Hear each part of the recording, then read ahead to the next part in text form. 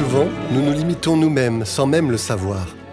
Nous pensons que l'obstacle est trop grand, que nous ne guérirons jamais, que ce virus, cette maladie va avoir raison de nous. Nous nous demandons pourquoi nous n'avons pas de force, pourquoi nous n'arrivons pas à aller de l'avant, à faire une percée. C'est parce que nos pensées nous limitent.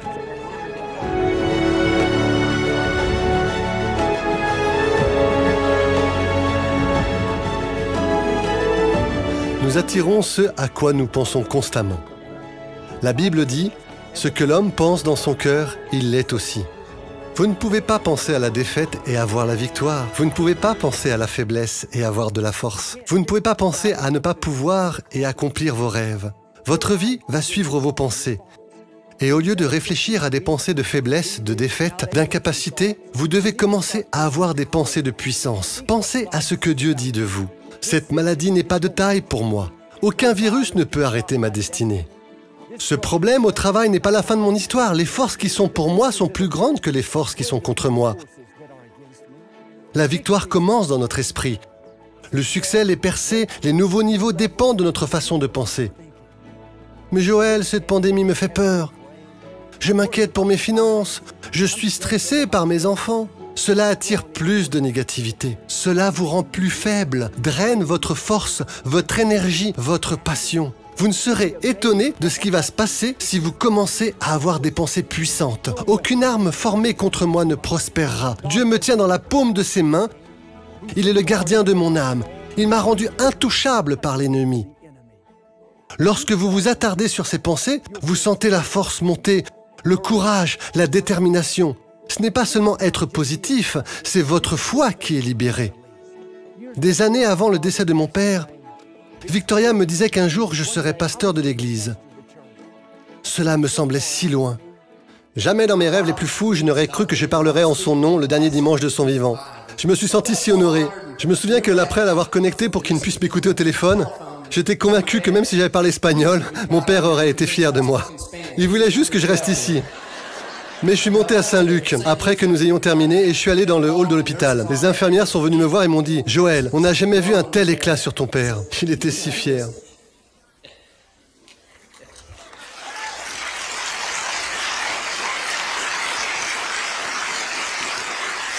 Il était si fier. Bien sûr, je l'ai rendu fier. Et il était rayonnant. Je ferais tout au monde pour lui et pour toute la famille. Son rêve était que la famille continue son travail et que nous allons poursuivre son héritage de compassion et de partage de l'amour, de la miséricorde de Dieu avec cette ville et avec le monde.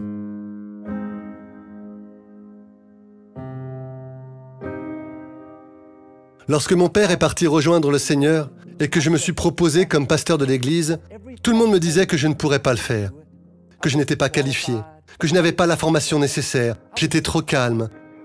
Si j'avais cru ces jugements, j'aurais manqué ma destinée. C'est pourquoi les Écritures disent « Faites attention à ce que vous pensez ». Elles nous donnent un avertissement. Vos pensées fixent les limites de votre vie. Tout ce qui me venait à l'esprit était des pensées négatives, effrayantes, intimidantes. Je devais faire ce que je vous demande de faire. Je n'ai pas continué à penser à ces pensées, parce qu'elles sont apparues. Je ne me suis pas attardé sur elles. Je n'ai pas cru qu'elles étaient vraies. Je les ai rejetées et je me suis mis à l'écoute de Dieu. Délibérément, j'ai pensé que je peux tout faire par le Christ. Je suis fort dans le Seigneur. J'ai été élevé pour un moment comme celui-ci. Père, merci de m'avoir équipé, habilité et oint. Des pensées m'ont dit « Personne ne va t'écouter, Joël. Tu n'as rien à dire. » Au lieu de croire à ces mensonges, je disais « Père, merci que ta faveur me fasse sortir du lot. » Dans les Écritures, il y avait un jeune homme nommé Méphibosheth. Il était le petit-fils du roi Saül et le fils de Jonathan, le meilleur ami de David. Méphibosheth est né dans la royauté, destiné à monter un jour sur le trône. Mais à 5 ans, son grand-père et son père ont été dans une bataille.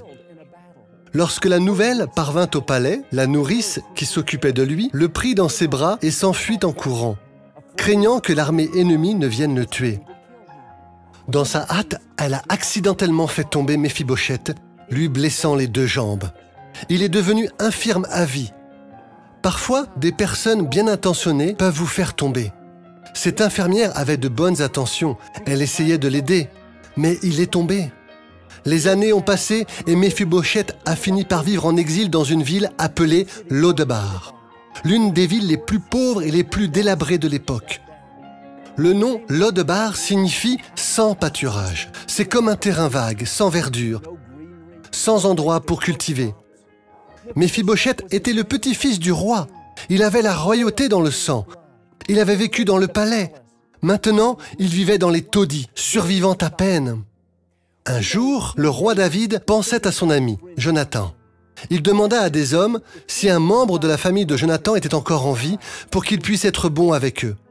Un ancien serviteur de la maison de Saül vint dire à David que Méphibosheth était encore en vie. Les hommes de David sont partis à la recherche de Méphibosheth dans les bidonvilles de Lo-debar. Et ils ont finalement trouvé Méphibosheth, qui était maintenant un homme adulte. Ils ont dû le transporter jusqu'au palais de David. Et je suis sûr que Méphibosheth avait peur, pensant que David allait le punir, ou même le tuer parce que son grand-père, le roi Saül, avait essayé de tuer David. Mais c'était tout le contraire. David a été incroyablement gentil avec lui. Il lui a dit « À partir de maintenant, tu vas vivre avec moi dans le palais. Chaque soir, tu dîneras à ma table.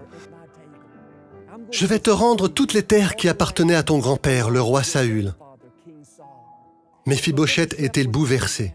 Il ne pouvait pas croire ce qui se passait, mais la façon dont il a réagi à la bonté de David nous montre pourquoi il vivait à Lo-debar toutes ces années. Il a dit à David « Pourquoi es-tu si gentil avec un chien mort comme moi ?» Remarquez ses pensées faibles, défaitistes, disant que je ne mérite pas d'être béni. J'ai eu trop de mauvais coups. Les gens m'ont laissé tomber. Je me demande combien d'entre nous font comme Méphibosheth. Nous sommes des fils et des filles du Dieu Très-Haut. Nous avons la royauté dans notre sang. Nous sommes destinés à régner dans la vie. Mais parce que nous avons été abandonnés, quelqu'un nous a fait du mal, nous avons connu des déceptions, les choses n'étaient pas justes. Mais maintenant, nous vivons dans notre Lo-debar, en pensant que nous ne méritons pas d'être bénis. Je peux vous encourager. Vous devez vous débarrasser de cette pensée de chien mort. Rien de ce qui vous est arrivé ne doit vous empêcher d'atteindre votre destin. Vous avez peut-être eu des coups durs, mais cela n'a pas arrêté le plan de Dieu pour votre vie. Maintenant, c'est à vous de faire votre part. Arrêtez de penser à des pensées limitées, défaitistes, indignes, et commencez à avoir des pensées de victoire, d'abondance, de faveur. Redressez vos épaules, tenez votre tête haute, et rappelez-vous qui vous êtes et à qui vous appartenez, un enfant du Dieu Très-Haut. Mettez-vous à son diapason. Comme les hommes de David sont allés à la recherche de Lo-debar, Dieu vous cherche aujourd'hui. Il vous dit, je suis sur le point de vous racheter pour les injustices commises. Je suis sur le point d'ouvrir de nouvelles portes, de retourner des situations négatives. Comme Méphibosheth, vous allez être étonnés de la bonté de Dieu.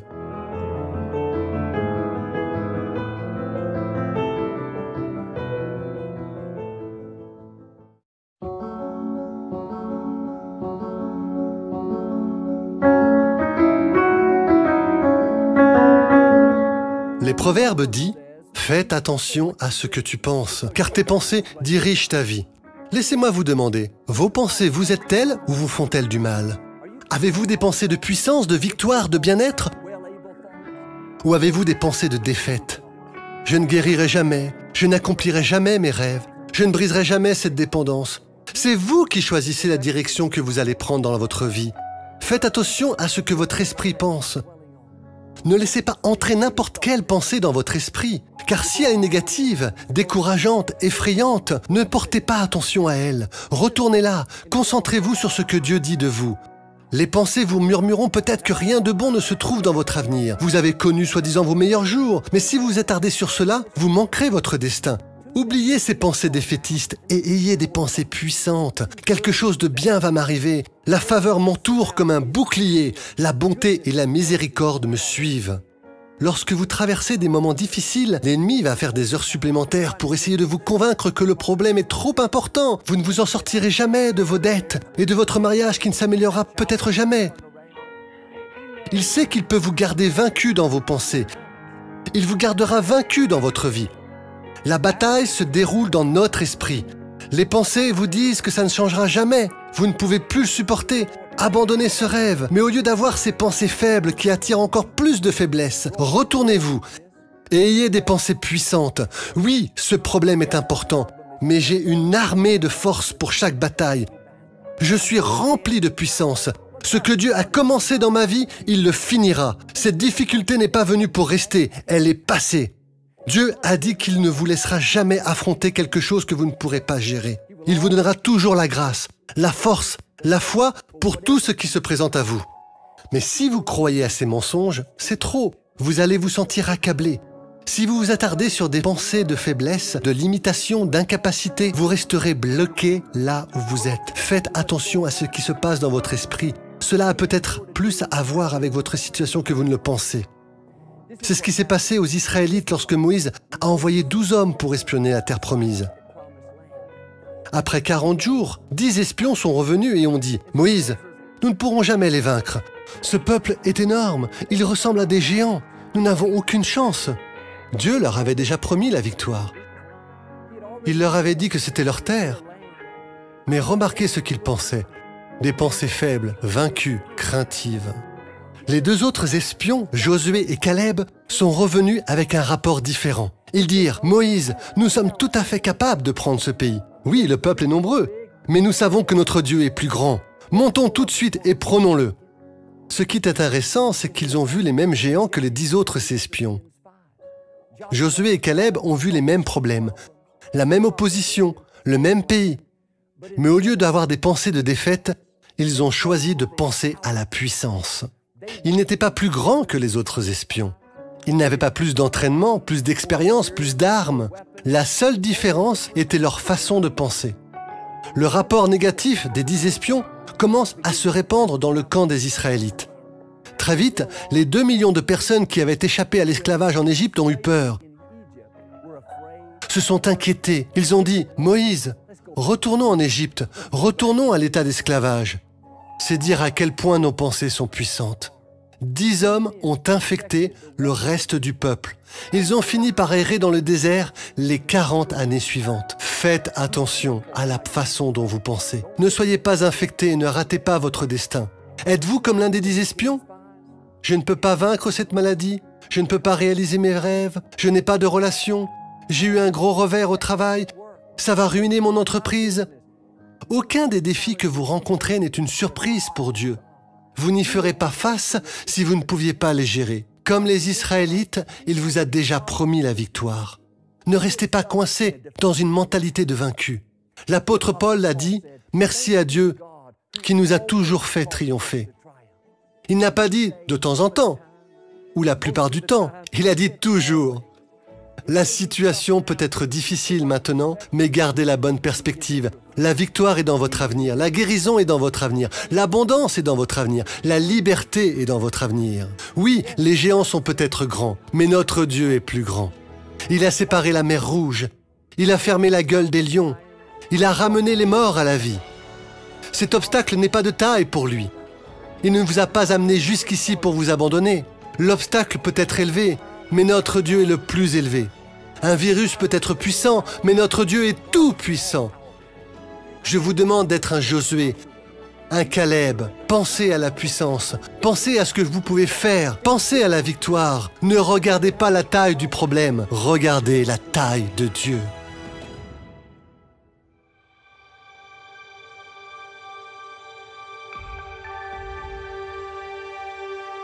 Car je connais les plans que j'ai pour vous, déclare le Seigneur. Des plans pour te faire prospérer et non pour te faire du mal. Des plans pour te donner de l'espoir et un avenir. N'ayez pas peur, car je suis avec vous. Ne sois pas consterné, car je suis ton Dieu. Je te fortifierai et je t'aiderai. Je te soutiendrai de main droite juste. Fais confiance au Seigneur, de tout ton cœur, et ne t'appuie pas sur ta propre intelligence. Dans toutes tes voies, soumets-toi à lui, et il rendra droit tes sentiers. Car nous savons que pour ceux qui aiment Dieu, toute chose concourt au bien. Pour ceux qui sont appelés selon son dessein. Quant à toi, sois plus fort et n'abandonne pas, car ton travail sera récompensé.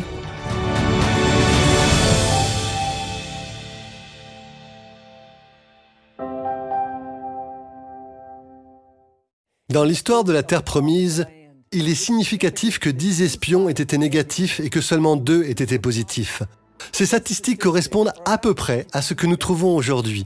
80% des gens sont négatifs et 20% seront positifs.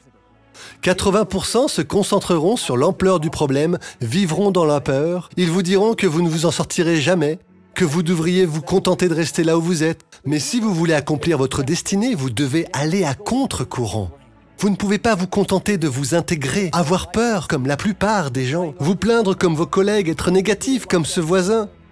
Dieu cherche des Josué. Il cherche des Caleb. Il cherche des gens qui se distinguent, des gens qui croient quand cela semble impossible, qui ne sont pas découragés par l'ampleur de l'opposition. C'est ce qui va se passer. Vous devez garder votre esprit, car les mauvaises nouvelles se propagent plus vite que les bonnes. Josué et Caleb ont dit « Nous sommes capables ». Cette nouvelle n'est allée nulle part. Lorsque les gens ont entendu que les géants étaient trop grands, qu'ils n'avaient aucune chance, cette nouvelle s'est répandue comme une traînée de poudre dans tout le camp. Les pensées négatives sont contagieuses. Tout autour de nous, il y a des analystes de nouvelles négatives qui nous disent à quel point la maladie est mauvaise, à quel point l'économie est mauvaise, ce qui pourrait arriver, comme cela pourrait devenir bien pire. Je ne les blâme pas, ils font juste leur travail. C'est bien d'être informé, mais vous ne pouvez pas laisser ce poison rester dans votre esprit. Si vous continuez à y penser, vous finirez par avoir peur, par être inquiet, par paniquer, par penser que vous ne vous en sortirez jamais. Lorsque vous vous attardez sur les pensées négatives, cela devient un cycle qui entraîne toujours plus de pleurs, plus d'inquiétude, plus de défaites. J'ai une piste cyclable que j'aime beaucoup emprunter. Le trajet prend environ 1 heure. La plupart du temps, c'est plat. Mais il y a une très grosse colline. Et pour la gravir, il faut se creuser les méninges et se dépasser.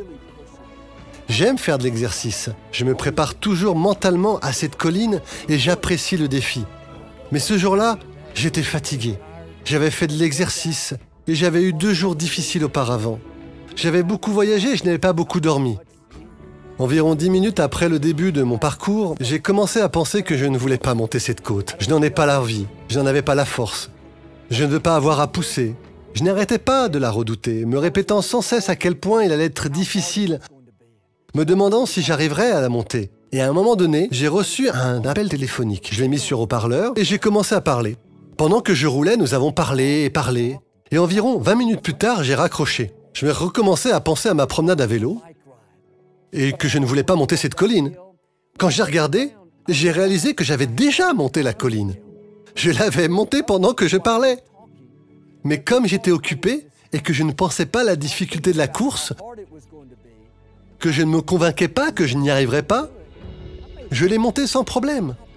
Mes jambes ne brûlaient pas, je n'étais pas essoufflé, je ne me sentais pas plus fatigué qu'avant, je ne me souviens même pas de l'avoir montée. Je me demande combien de choses que nous nous disons que nous ne pouvons pas faire sont comme cette colline. Je ne peux pas m'engager à faire ce remboursement de crédit. Je ne peux pas faire face à ces personnes injustes au travail. Je ne peux pas gérer ce problème de santé. Je ne peux pas gérer cette conversation difficile. Cela va être trop difficile. Nous redoutons les choses. Nous pensons que nous sommes vaincus alors que la vérité est que nous avons déjà été équipés pour y faire face. Nous avons la force pour toute chose. Lorsque Dieu vous a créé, il a mis en vous tout ce dont vous avez besoin pour accomplir votre destinée. Maintenant, arrêtez de vous dire ce que vous ne pouvez pas faire, que ça ne va pas marcher. Tout ce que cela fait, c'est épuiser vos forces. Quand vous arriverez à cette colline, vous découvrirez que c'est plus facile que ce que vous ne pensiez. Vous allez avoir une force que vous ne saviez même pas que vous aviez. C'est comme lorsque votre voiture monte une côte et que les cylindres supplémentaires se mettent en marche pour vous donner plus de puissance. Quand vous en avez besoin, la grâce de Dieu va se manifester et vous aider à faire ce que vous ne pouviez pas faire. La clé est de ne pas annuler la force avec des pensées de pleurs. Chaque matin, lorsque vous vous réveillez, vous devez faire le plein d'énergie et orienter votre esprit dans la bonne direction. Ne laissez pas passer n'importe quelle pensée. Vous devez avoir des pensées dans un but précis. Si vous vous réveillez et que vous pensez à tout ce qui vous passe par la tête, les pensées vous diront que vous avez trop de problèmes. Vous êtes trop fatigué. Vous ne surmonterez jamais cet obstacle. Rien de bon ne va se produire aujourd'hui. Si vous ne donnez pas le ton de la journée, les pensées négatives le feront pour vous. Avant de consulter votre téléphone, avant de lire vos emails, avant de voir le temps qu'il va faire, Vous devez avoir des pensées de pouvoir, de victoire, d'abondance et de réussite. Ça va être une bonne journée. Je peux gérer tout ce qui se présente à moi. Je suis fort, je suis confiant, j'ai la faveur de Dieu. Les anges veillent sur moi. Je suis enthousiaste à propos de mon avenir. Au début de chaque journée, préparez votre esprit à la victoire. Libérez le négatif et remplissez-vous des promesses de Dieu.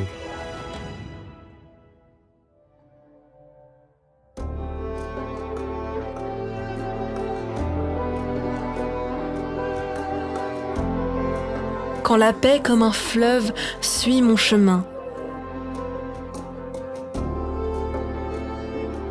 Quand les chagrins roulent comme les vagues de la mer.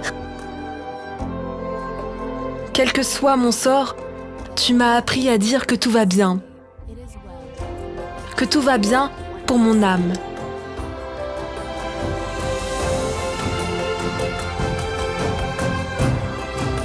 C'est bien avec mon âme. C'est bien pour mon âme. C'est bien pour mon âme.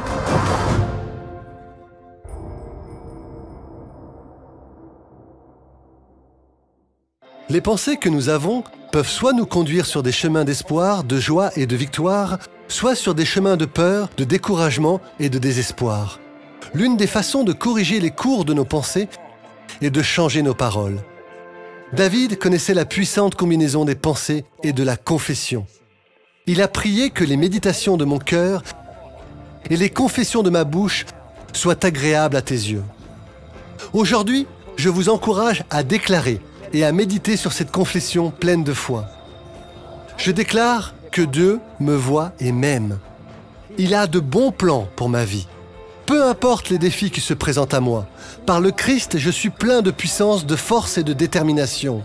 Rien de ce que j'ai affronté ne sera trop lourd pour moi. J'ai la grâce dont j'ai besoin pour aujourd'hui. Je surmonterai chaque obstacle. Je survivrai à chaque défi et je sortirai de chaque difficulté meilleure que je ne l'étais auparavant. Je ne m'inquiéterai pas. Je ne douterai pas. Je garderai confiance en Dieu, sachant qu'il ne faillira pas.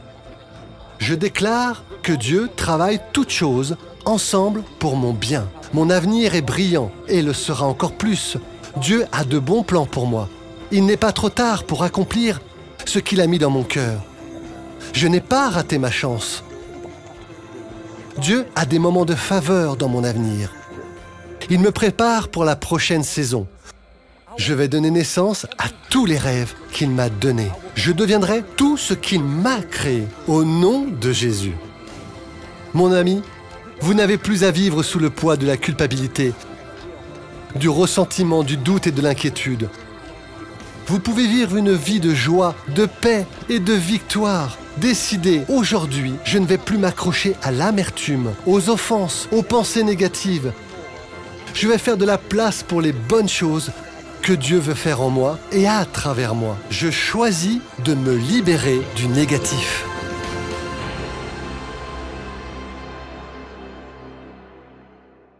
Shalom, j'espère que vous avez aimé cette vidéo. Abonnez-vous pour ne pas rater nos programmes. Merci de faire partie de notre famille TBN. Que Dieu vous bénisse. Shalom de Jérusalem.